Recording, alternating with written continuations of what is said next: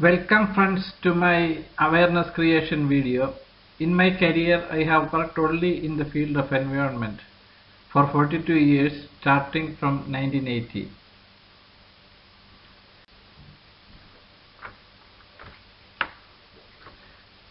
If you support electric vehicles because you believe EVs help to reduce carbon emissions that cause climate change, you need to see this video and judge for yourself if your belief is correct, no matter how you arrived at this belief. Most people believe something because they heard it from authorities or from famous people through media.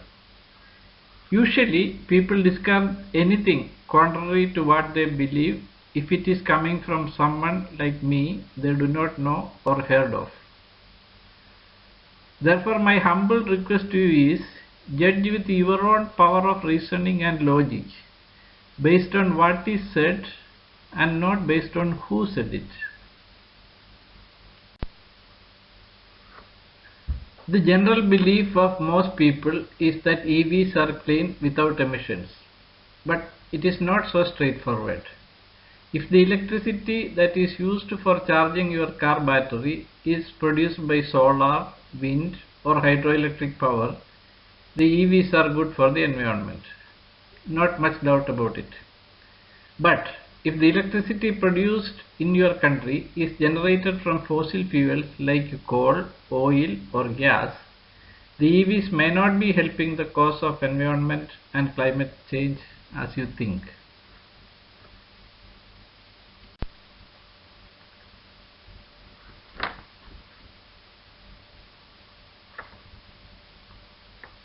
The petrol and diesel used for vehicles is heavily taxed in Europe and most other countries to fund the government for spending on defense, healthcare, pensions, education, construction and maintenance of roads and so on. The general tax policy everywhere in the world is to tax the rich. Vehicles are owned mostly by financially sound people and hence governments tax the vehicles and the fuel used for these vehicles. In this context, it is a contradiction that electric vehicles, which are more expensive than fuel cars and used mostly by relatively richer people, are not taxed. Instead, they are subsidized up to about $7,500 per car. On top of that, the electricity that is used for running these cars are not taxed, unlike petrol and diesel are taxed.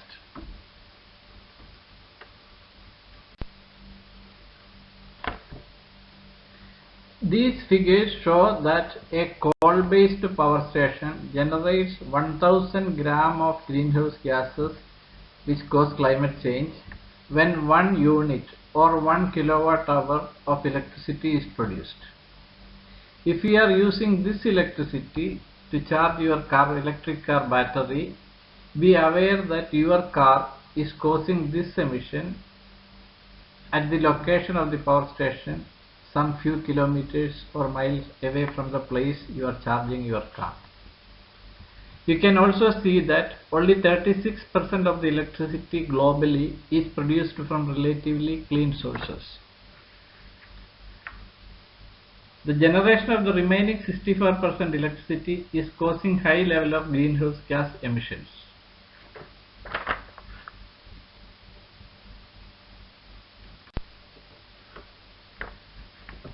These are the basic facts and figures used for analyzing and comparing the environmental performance of petrol cars and electric cars. Anyone interested in checking my calculations and conclusions can use these figures, and they can also recheck if these figures are realistic.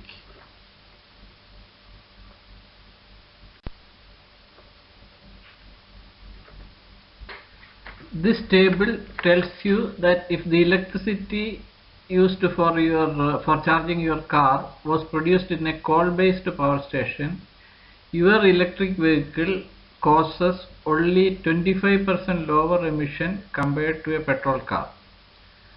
But if the electricity that you consume to charge your car battery was produced in a hydroelectric power station, your EV results in 99% lower emission than a petrol car. This is probably the picture and the understanding and the belief that you have in your mind about electric vehicles. But this is only part of the picture. The full picture is revealed in the coming slides.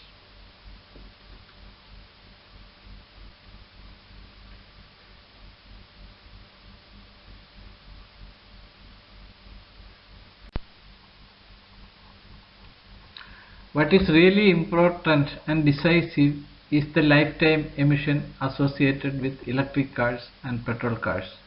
This is what will be assessed in the coming slides.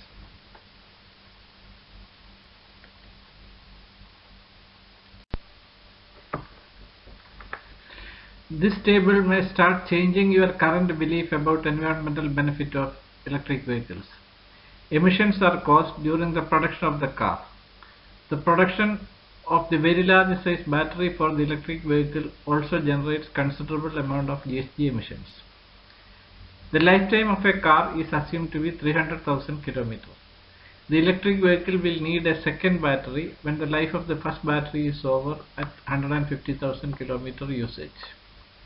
The figures in this table tell you that over the production period and usage period of an electric car that use electricity produced in a coal-based power plant for charging emit 17% more GHG than a petrol car. Surprising, isn't it?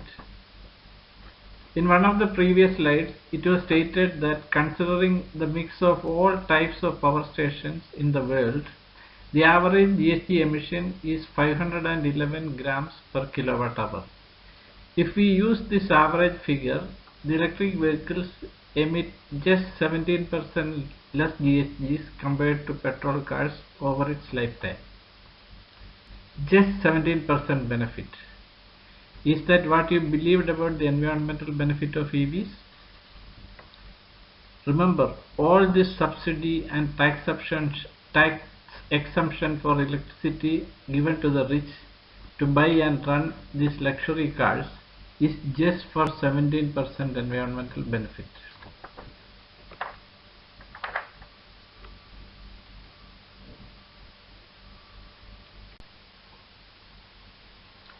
You have not heard the remaining aspects of electric cars. Please continue to listen.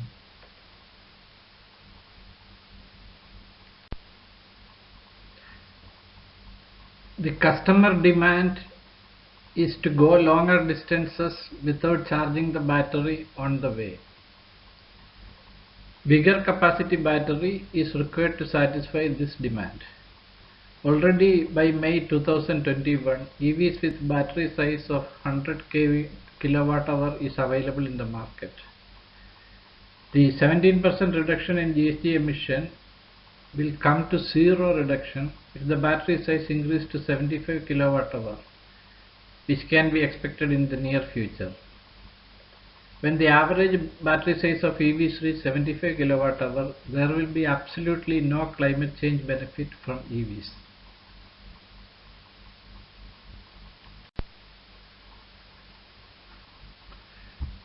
EVs definitely contribute to improved urban air quality to some extent because they do not have exhaust emissions. But remember that the petrol vehicles have improved their exhaust emission in a big way in the past decades. Therefore, now gasoline vehicles do not contribute much to urban air pollution as it used to be the case in the past. Therefore, the environmental advantage of EVs on urban air quality is also minor.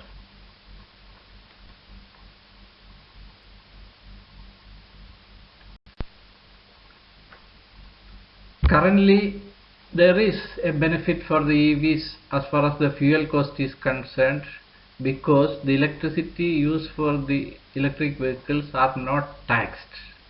If they are taxed at the same level as petrol, then the cost benefit on fuel will also disappear.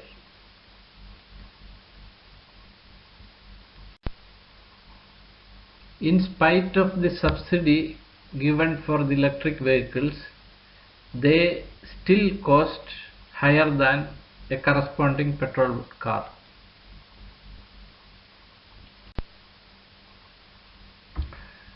During the lifetime of a car, a battery replacement will be needed for the electric car. If we consider the cost of that battery replacement as maintenance cost, the overall cost during the life of a petrol car and an electric car may not be very different.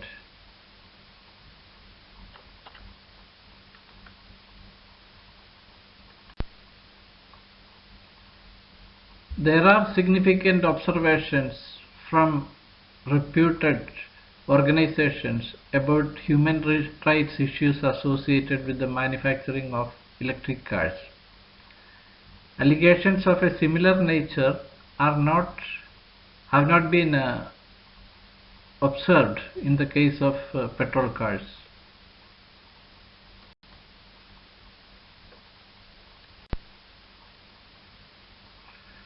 Most countries all over the world tax the petrol heavily, and this is a major source of income for the government. When electric cars replace all the petrol cars, how the government will find the funds it needs? This is a major question that needs to be addressed by politicians and other responsible persons.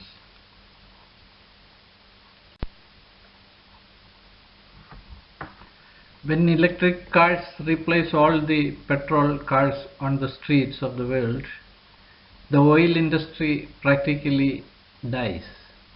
What will be the impact of that on countries around the world? This is also a factor to be considered. How this will affect the economies of different countries and the livelihood of people in those countries.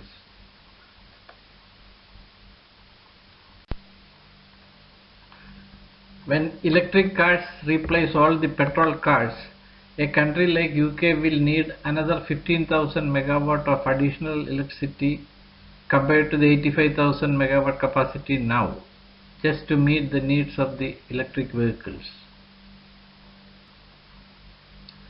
What fuel will be used to generate this electricity?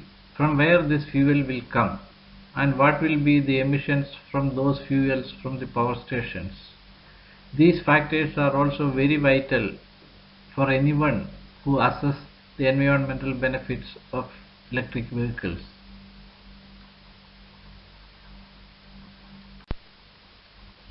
As we all know, demand, supply and prices are closely interrelated. When the demand for oil goes down, the price of course will go down.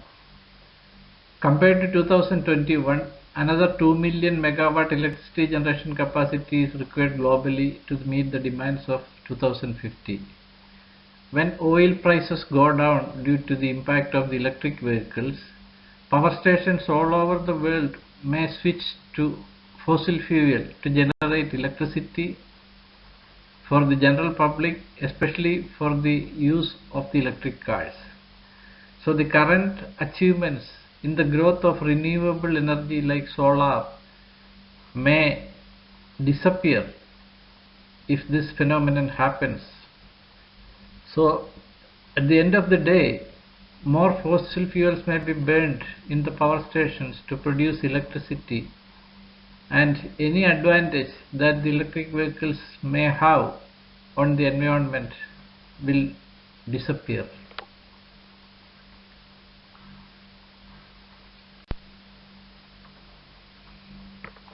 Compared to a gasoline car which can be filled in any place in the world within 5 minutes, the charging of a battery for an electric car is a nuisance and a discomfort for its owner. Anyone who has charged electric cars will know it very well.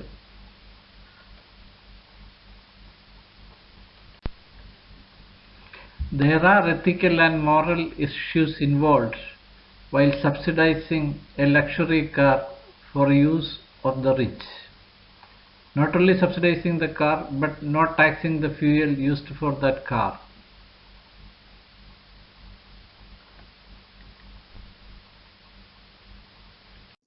These are some of the references which I have used as the source of data in my presentation. Thank you for patiently watching my presentation. If you think there is something new in this presentation, kindly share it. Thank you.